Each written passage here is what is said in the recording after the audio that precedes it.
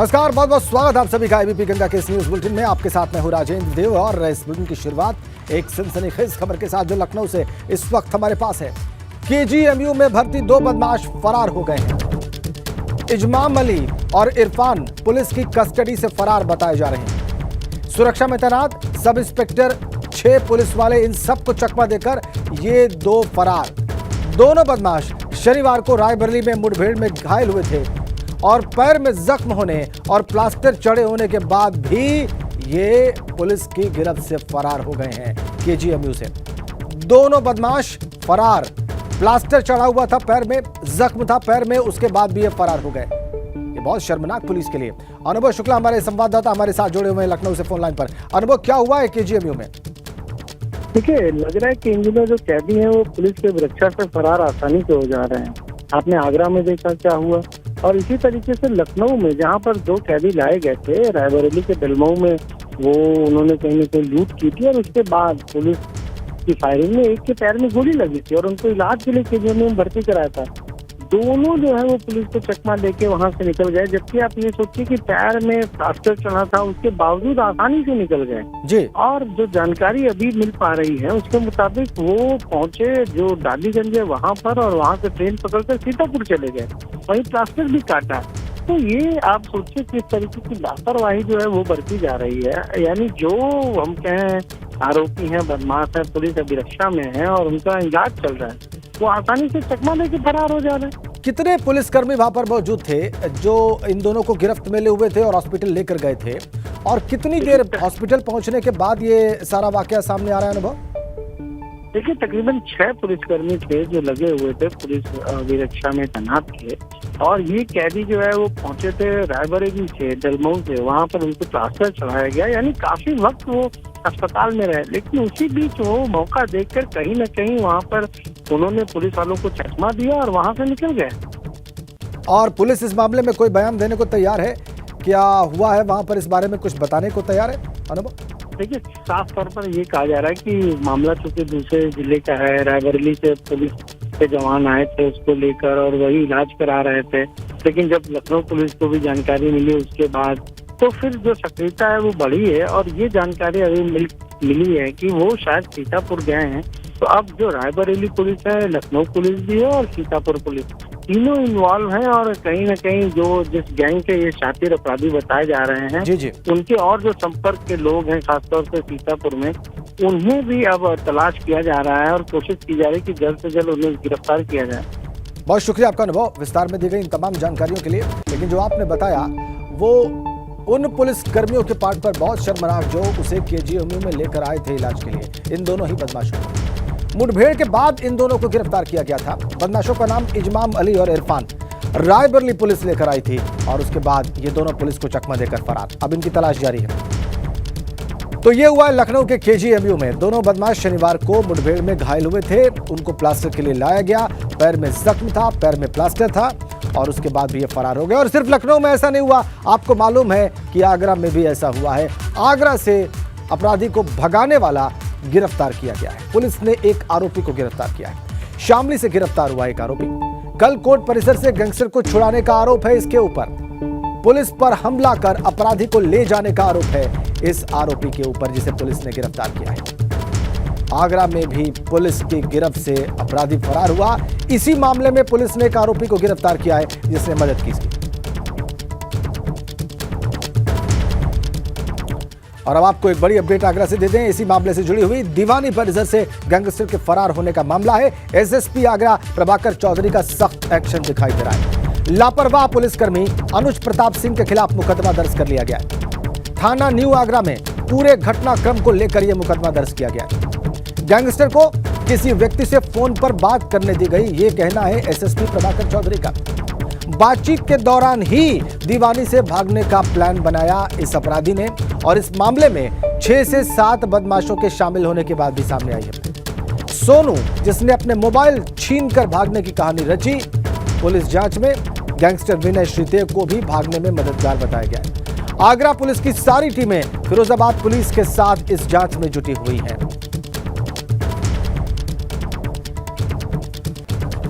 आगरा में जो कुछ घट रहा है वो इस वक्त विस्तार में बताने के लिए आगरा से हमारे संवाददाता नितिन उपाध्याय इस वक्त हमारे साथ जुड़ गए हैं सीधा। आगरा एसएसपी क्या कह रहे हैं, ये जांच कहां तक पहुंची है और जो फरार हुए उनकी गिरफ्तारी के प्रयास कहां तक पहुंचे हैं नितिन?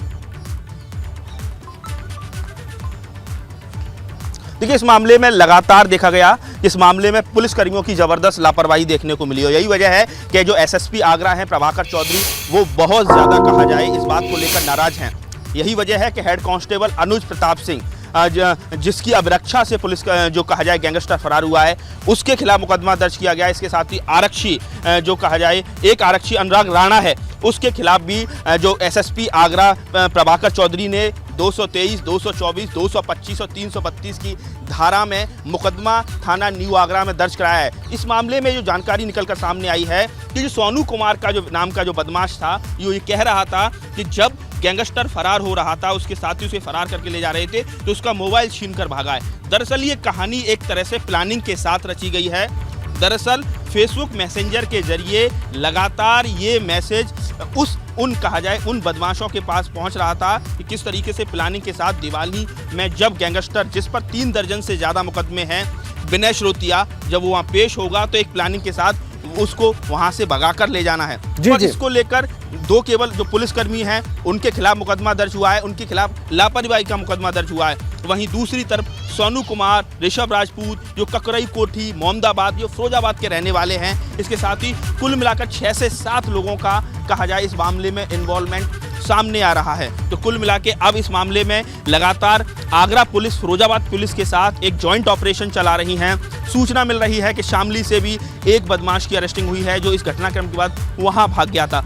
लेकिन बड़ी एबीपी गंगा पर जो एक्सक्लूसिव जानकारी ये है कि फेसबुक मैसेंजर के जरिए और उसके वीडियो कॉल के जरिए ये पूरी कहानी रची गई। किस तरीके से कोर्ट परिसर में करीब 1 से 1:30 बजे के बीच जब वो एंटी डकैती कोर्ट, जो डकैती कोर्ट है एडीजे 3 के कोर्ट, और उस समय वो वहाँ प्रोड्यूस उसको होना था, उसी समय एक व्यक्ति पैरेलल चल रहा था और उसने इस तरीके से गैंगस्टर विनय श्रोतिया ने प्रिटेंड किया कि मेरी बात करा दीजिए। दरअसल वो प्लानिंग का हिस्सा था।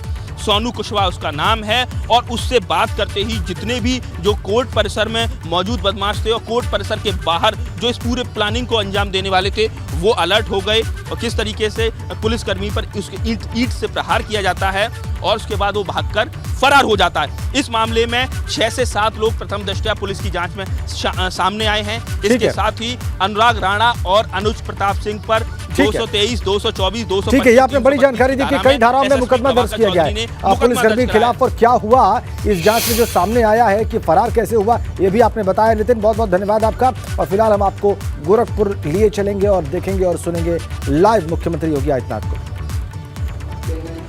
यहाँ की सुविधाओं का लाभ ले सकते हैं। वर्ष भर में यहाँ धार्मिक कार्यक्रम, आध्यात्मिक कार्यक्रम चलते रहने चाहिए, इस प्रकार की व्यवस्था की गई है। तालाब के किनारे, तालाब में आप देख सकते हैं कितना सुंदर पानी है। आज कोई भी उस पानी को वहाँ पे ले सकता है, उसको देख सकता है, वहाँ पूजा कर सकता है, लेकिन वहाँ बने रहें, यह हमारी जिम्मेदारी बनती है। और मानसरोवर का इस सैकड़ों वर्षों की विरासत का पुनरुद्धार का एक कार्यक्रम जो आज संपन्न हुआ है, हम सबको इस बारे में ध्यान में रखना होगा कि तालाब आज़ादी के अमृत महोत्सव वर्ष में अमृत सरोवर के रूप में भी आप इसकी पहचान दिला सकते हैं कि अमृत सरोवर के रूप में आपने इस तालाब को कितना सुंदर बना दिया है, सुंदर तालाब हो चुका है।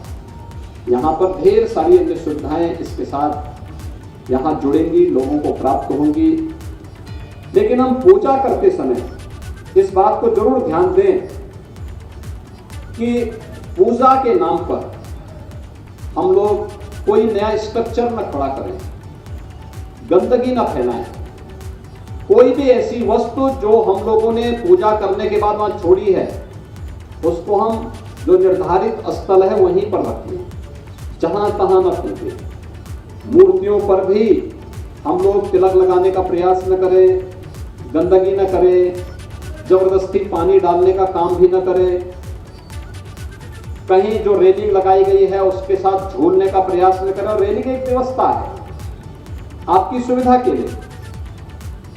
उन सभी कार्यों के साथ हम जुड़ जाएंगे तो आप देखेंगे बहुत सारे लोगों को यहाँ आने का अवसर प्राप्त होगा। वे लोग इसका आनंद ले पाएंगे, अपनी आस्था को शांत कर पाएंगे और उस सुविधा के माध्यम से उनकी आस्था भी प्रबल होगी। ढेर सारे लोगों के लिए एक अवसर प्राप्त होंगे। गोरखपुर महानगर में पर्यटन विकास की इन सुविधाओं को लेकर के अनेक कार्यक्रम किए गए, चाहे वह मुक्तेश्वर नाथ धाम के मंदिर के पुनरुद्धार का कार्य हो, चाहे वह यहाँ पर कालीबाड़ी मंदिर के लिए जो कार्य दिया गया था वहाँ पर पुनरुद्धार के कार्य का रहा हो, महादेव झारखंडी मंदिर है, और भी हम लोगों ने अन्य स्थलों पर भी इस प्रकार के कार्यक्रम किए हैं। गुरुद्वारों के भी पुनरुद्धार के साथ ही वहाँ के सुंदरीकरण के कार्य मोहद्दीपुर और जटाशंकर गुरुद्वारों में भी सुंदरीकरण के इस कार्यक्रम को सरकार ने आगे बढ़ा करके पर्यटन विकास की ढेर सारी संभावनाओं को जन आस्था का सम्मान कर सके उसे आगे बढ़ाने का कार्य किया है। आज सावन के इस महीने में इन सभी कार्यक्रमों को एक साथ लोकार्पण करते हुए मुझे अत्यंत प्रसन्नता की अनुभूति हो रही है। मैं इसके लिए आप सभी को हृदय से बधाई देता हूँ। बाबा भोलेनाथ से, बाबा गोरखनाथ से यही प्रार्थना करता हूँ कि यह सुख, शांति, समृद्धि आपके जीवन में बनी रहे, आपका जीवन मंगलमय हो और हम सब पर्यटन विकास के साथ साथ विकास की सुविधाओं का लाभ भी लेंगे और गोरखपुर को सुंदर शहर बनाने में, विकास की और रोजगार की ढेर सारी संभावनाओं को आगे बढ़ाने में हम सब सफल होंगे। आप सबके प्रति मेरी शुभकामनाएं। धन्यवाद। जय हिंद। मुख्यमंत्री योगी आदित्यनाथ ने अपना संबोधन समाप्त किया है और उन्होंने बताया है कि जिम्मेदारी क्या है, इस मंदिर में स्वच्छता बनाए रखने की जिम्मेदारी क्या है हम सभी की, वहां पर श्रद्धालु जो पहुंच रहे हैं उन सभी की, ये उन्होंने बहुत साफ बयान किया। तो गोरखपुर में सीएम योगी ने मानसरोवर मंदिर में रुद्राभिषेक किया। 5 तस्वीरें हम आपको मुख्यमंत्री की दिखाने जा रहे हैं जब सीएम शिव की भक्ति करते दिखाई दी। आज ये देखिए आप 5 तस्वीरें, भगवान शिव की साधना कैसे की मुख्यमंत्री ने। शिवलिंग पर दूध अर्पण किया। आज श्रावण मास का पहला दिन और फूल माला से पूजा अर्चना की भगवान भोलेनाथ की।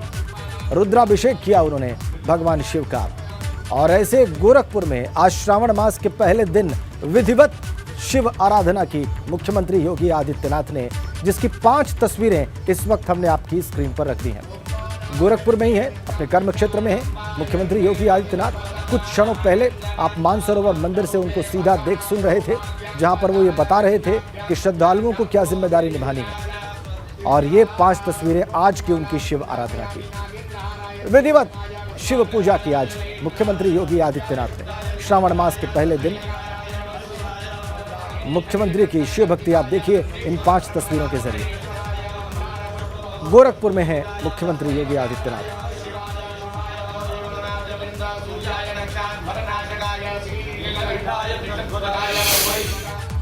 और आगे बढ़ेंगे, हमीरपुर से बड़ी खबर है। सिलेंडर फटने से बड़ा हादसा होने की खबर आ रही है। आग लगने के बाद सिलेंडर फटने से यह धमाका हुआ बताया जा रहा है। शॉर्ट सर्किट के कारण यह आग भड़की थी और दमकल की 3 गाड़ियों ने इस आग पर काबू पा लिया। शहर कोतवाली क्षेत्र के फायर स्टेशन के सामने का सारा मामला है। बड़ी खबर हमीरपुर से। आग लगने के बाद सिलेंडर में धमाका हुआ है। शॉर्ट सर्किट इस आग के पीछे का कारण बताया जा रहा है और दमकल की 3 गाड़ियों ने इस आग पर काबू पा लिया है।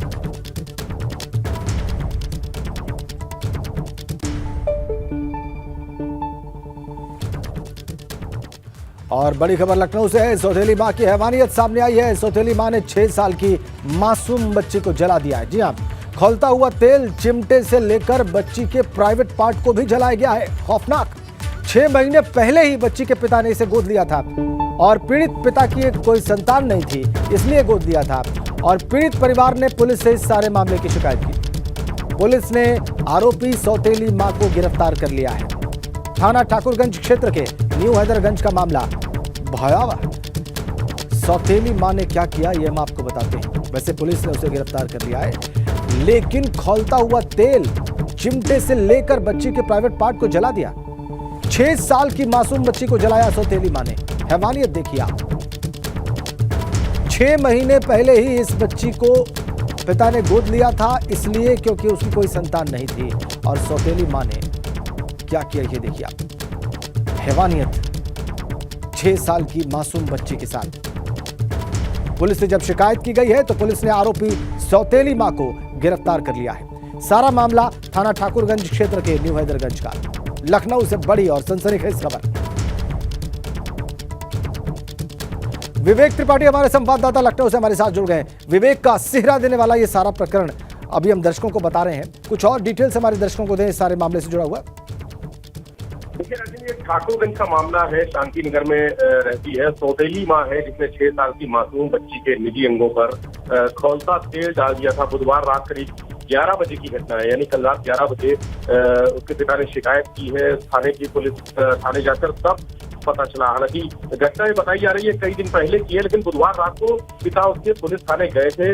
वहाँ जो इंस्पेक्टर है हरिशंकर, उन्होंने बताया कि ये जो उसका पिता है, क्योंकि नाम डिस्क्लोज नहीं करेंगे, बच्ची का मामला है, इसलिए उसके पिता ने पहले जो शादी थी वो टूट गई थी, उसके बाद दूसरी शादी की और दूसरी शादी के बाद से ही जो सौतेली माँ आई है वो बच्ची को मारती पीटती थी। शुरुआत से ही मारती पीटती थी और कुछ दिन पहले ही उसने काफी बुरी तरह से पीटा और खौलते तेल में चिमटा डालकर उसके निजी अंगों को जलाया। जो हैवानियत की है उससे काफी बच्ची के शरीर पर निशान भी पड़े हैं और वो दर्द से चीखती कराती रही।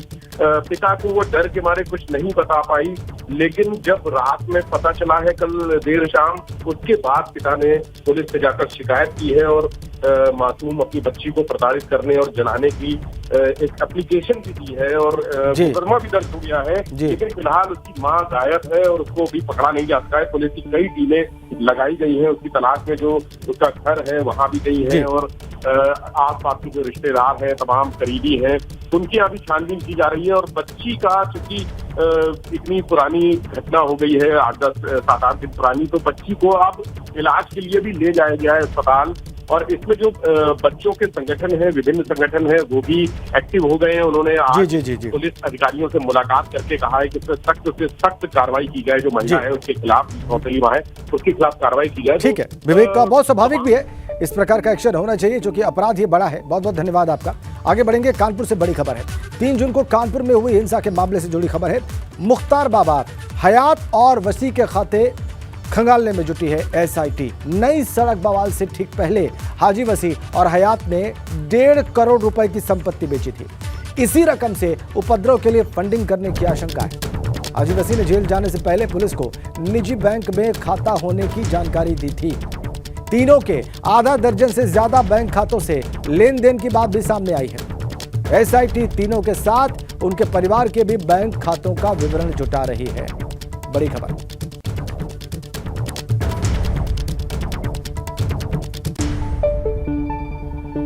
इस सारे मामले से जुड़े जो बड़े खुलासे हुए हैं, अब आइए आपको सिलसिलेवार तरीके से बताते हैं। हाजी वसी और हयात ने बेची थी 1.5 करोड़ की संपत्ति। नई सड़क में बवाल से ठीक पहले ये 1.5 करोड़ की संपत्ति बेची गई थी और इसी पैसे से उपद्रव के लिए फंडिंग होने की आशंका है। मुख्तार बाबा, हयात और वसी के खाते को एसआईटी खंगाल रही है। उनके परिवार के भी बैंक खातों की जांच में एसआईटी टीम जुटी हुई है। तीनों के 6 से ज्यादा बैंक खातों से लेन देन का भी खुलासा हुआ है। और ये है पॉइंट वाइज डिटेल्स। 1.5 करोड़ रुपए की संपत्ति बेची गई। हिंसा के ठीक पहले आशंका एसआईटी को इस बात की कि इसी पैसे का इस्तेमाल हुआ इस हिंसा को अंजाम देने में। 6 बैंक खातों का और उनसे लेन देन का भी खुलासा हुआ है जो इन तीनों से जुड़े हैं। और अब एक अच्छी तस्वीर आपको दिखाते हैं। तस्वीर कल की है। कल गुरु पूर्णिमा के मौके पर कैबिनेट मंत्री संजय निषाद की पार्टी के कार्यकर्ताओं और विधायकों ने उनकी आरती उतारी और चालीसा पाठ किया। और यह अनोखी तस्वीर हम आपको दिखाने जा रहे हैं। ये रही। समान ललाट पे ज्योति, सूर्य समान ललाट पे ज्योति, दास जनों की रतनी की, दास जनों की रतनी की, आरती की जन साध राज की, आरती की कल की ये वीडियो जो आप देख रहे हैं, कल गुरु पूर्णिमा थी और इस अवसर पर कार्यकर्ता यानी कि निषाद पार्टी के कार्यकर्ता अपने पार्टी के अध्यक्ष डॉक्टर संजय निषाद की आरती कर रहे हैं और कैसे उस आरती में बखान किया गया उनका, ये भी अभी आपने स्वयं सुना। गोरखपुर से भी एक अच्छी तस्वीर सामने आई है। यहाँ पर यूपी सरकार के मंत्री जितिन प्रसाद और सांसद रवि किशन ने रामगढ़ ताल में कायाकिंग का शुभारंभ किया और इसके बाद दोनों कायाकिंग का लुत्फ उठाते भी नजर आए। गोरखपुर की तस्वीरें आप देखिए, ये देखिए आप, जितिन प्रसाद कैबिनेट मंत्री हैं उत्तर प्रदेश सरकार में और रवि किशन सांसद हैं गोरखपुर से। देखिए आप, रामगढ़ ताल में कायाकिंग का इन्होंने शुभारंभ किया और उसके बाद स्वयं भी इसका लुत्फ उठाया और इसी की फुटेज इस वक्त आपकी स्क्रीन पर। तो जो लोग गोरखपुर में हैं या गोरखपुर में पर्यटन के लिए पहुंचने वाले हैं, ये देखिए उनके लिए अच्छी खबर। कायाकिंग वहां पे शुरू हुआ है रामगढ़ ताल में, एक विशाल काय ताल, और देखिए उसमें इसका आनंद लेते कैबिनेट मंत्री जितिन प्रसाद और रवि किशन। इधर अरे कहाँ उधर, अरे भाई आगे बढ़ते हैं। लखनऊ से बड़ी खबर है, अवैध बन रही कॉलोनीज पर सीएम योगी सख्त हैं। 7 सदस्यीय समिति बनाकर अवैध बस रही कॉलोनीज की रिपोर्ट मांगी गई थी। जल्दी ही अवैध कॉलोनियों पर रोक के लिए नीति बनाकर कैबिनेट से मंजूरी मिलेगी। आवास विकास बहुत जल्दी नई नीति बनाकर अवैध कॉलोनीज पर शिकंजा कसेगा। अवैध कॉलोनियां बसाने वालों की जमीन जब्त होगी और इसके साथ साथ कानूनी कार्रवाई भी होगी। बड़ी खबर, बहुत जल्दी अवैध कॉलोनियों पर रोक लगाने के लिए नीति बनाने की तैयारी है। आवास विकास बहुत जल्दी इस नई नीति को बनाएगा और इस तरीके से अवैध कॉलोनियां बसाने वालों की जमीन जब्त की जाएगी। नीति बनाई जा रही है, इसके लिए पॉलिसी बनाई जा रही है। बड़ी खबर लखनऊ से, कैबिनेट से बहुत जल्द मंजूरी मिलेगी इस पॉलिसी को और उसके बाद जमीनें जब्त की जाएंगी जो अवैध कॉलोनियां बसाते हैं। आवास विकास विभाग इसके लिए नीति बना रहा है। शिकंजा कसने की तैयारी है उन लोगों पर जो कि ऐसी अवैध कॉलोनियां बसाते हैं। उनकी जमीनें जब्त की जाएंगी, उनके ऊपर कानूनी कार्रवाई की जाएगी और इस तरीके से अवैध कॉलोनियां बसाने वालों पर शिकंजा कसा जाएगा। अनुभव शुक्ला हमारे साथ हैं। अनुभव, कब से ऐसी नीति बननी शुरू हुई है आवास विकास विभाग के द्वारा, ये कब तक बन जाएगी? देखिए, साफ तौर पर मुख्यमंत्री ने निर्देश दिए थे कि जिस तरीके से शहरों में अवैध कॉलोनियां बस रही हैं, प्लॉट काट के लोग वहां पर मकान तो बना देते हैं, बेच देते हैं, लेकिन वहाँ मूलभूत सुविधाएं नहीं होती, ना सड़क होता है, ना बिजली होती है, ना सीवर होता है और ऐसे में बहुत सारी समस्याएं होती हैं। इसके बाद जब मुख्यमंत्री ने निर्देश दिए उसके बाद 7 सदस्यीय कमेटी बनाई गई और वो कमेटी लगातार इस तरह की चीजों को देख रही है कि कहाँ ऐसी शिकायतें आई हैं। खासतौर से बड़े शहरों की अगर बात करें, लखनऊ हो, आगरा हो, बनारस हो, तमाम जगहों पर इस तरह की शिकायत आई है, प्रयागराज हो, और अब ये जिम्मेदारी सौंपी है कि जल्द से जल्द ऐसे लोगों पर कार्रवाई की जाए। जैसे आप सोचिए कि आवास विकास ने जो नीति बनाई है उसको कैबिनेट में लाने की तैयारी है, जब वहां से प्रस्ताव पास हो जाएगा तो अपने आप में आप सोचिए कि कहीं ना कहीं जो हम कहें अधिकारी हैं, ठीक है अनुभव, बिल्कुल इस नीति बनने के बाद बहुत कुछ चेंज हो सकता है, इसकी संभावना है। और आगे बढ़ेंगे एक बड़ी खबर के साथ। जी हाँ, एबीपी गंगा आपका पसंदीदा चैनल फिर बना है नंबर 1। बड़ी खबर, इस हफ्ते की बार्क रेटिंग में एबीपी गंगा नंबर 1 चैनल है और इसके लिए आप तमाम दर्शकों का, जिन्होंने बहुत सारा प्यार दिया हमें, हमारे कार्यक्रमों को देखा, सराहा, उन सभी का बहुत बहुत धन्यवाद, बहुत बहुत शुक्रिया नंबर 1 बनाने के लिए एबीपी गंगा को। इस हफ्ते की बार्क रेटिंग में एबीपी गंगा को नंबर 1 बना दिया है हमारे दर्शकों ने, इसलिए एबीपी गंगा और इसकी पूरी टीम आप सभी को धन्यवाद करती है। इस हफ्ते की बार्क रेटिंग में एबीपी गंगा बन गया है नंबर 1।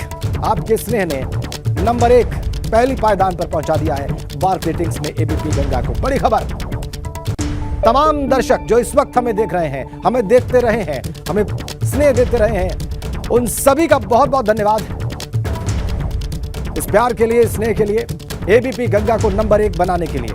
इस हफ्ते की बार्क रेटिंग में एबीपी गंगा नंबर 1। आप तमाम दर्शकों का बहुत बहुत शुक्रिया। बार्क की रेटिंग जो आज जारी हुई उसमें एबीपी गंगा आप तमाम दर्शकों की पहली पसंद बनकर सामने आया है। बार्क रेटिंग में एबीपी गंगा बन गया है नंबर 1 इस हफ्ते की बार्क रेटिंग में। बहुत बहुत धन्यवाद आप तमाम दर्शकों का, आपने हमारे कार्यक्रमों को देखा, सराहा, प्यार दिया, इसके लिए बहुत बहुत शुक्रिया आप सभी का। प्रयास रहता है हमारा कि कोई खबर छूटे नहीं, सारी खबर निष्पक्ष भाव से विस्तार में हर एक पहलू के साथ जोड़कर आपके सामने रखी जाए। और हमारे इस प्रयास को, हमारे साथियों के इस प्रयास को आप सभी दर्शकों ने बहुत सराहा है, प्यार दिया है और नंबर 1 की रेटिंग इस बात की तस्दीक करती है, आपके प्रेम की तस्दीक करती है, उसे प्रमाणित करती है। तो एबीपी गंगा फिर से नंबर 1 बना है। आप तमाम दर्शकों का बहुत बहुत धन्यवाद, बहुत बहुत शुक्रिया।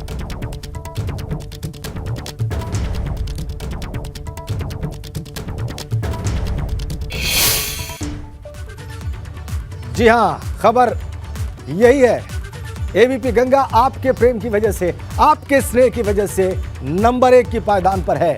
हमारे कार्यक्रम, हमारी खबर जो हमने आपको दिखाई, हमने आप तक पहुंचाई निष्पक्ष भाव से, सबसे सटीक तरीके से, सबसे विस्तार में, उसका नतीजा यह है कि आपने हमें नंबर 1 बनाया है। इसके लिए आप सभी का बहुत बहुत धन्यवाद, बहुत बहुत शुक्रिया। ये आपने संभव किया है और हमारी टीम के मेंबर्स ने जो कड़ा परिश्रम किया, जो कड़ी मेहनत की, उस सबको आपने पसंद किया है और आपने हमें पहुंचाया है इस हफ्ते नंबर 1। प्रमाणित किया है आपने कि एबीपी गंगा ने आपको लगातार जिस तरीके की न्यूज़ कवरेज दिखाई वो आपको कितनी पसंद आई है, उसे आपने कितना सराहा है। रेटिंग्स इस बात की तस्दीक करती हैं, इस बात को प्रमाणित करती हैं। नंबर 1 पर इस हफ्ते एबीपी गंगा, दर्शकों की पहली पसंद इस हफ्ते एबीपी गंगा, बार की रेटिंग में नंबर 1 एबीपी गंगा। बहुत बहुत धन्यवाद आप सभी दर्शकों का। हमारा प्रयास रहा है, रहता है और आगे भी रहेगा कि कोई भी खबर आपसे छूटने न पाए।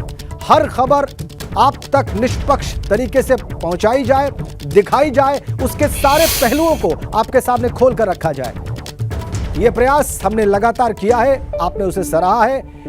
ये जो नंबर 1 की पोजीशन है बार की रेटिंग में, यही बता रही है और आगे भी यही प्रयास हमारा जारी रहेगा।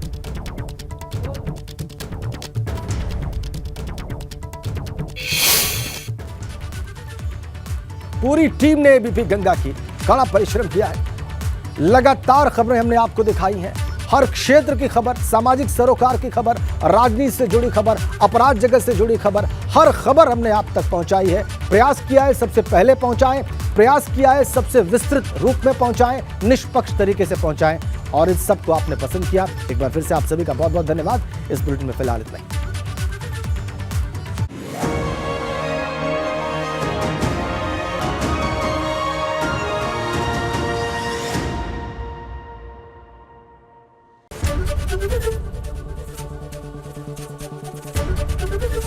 एबीपी गंगा, खबर आपकी, जुबान आपकी।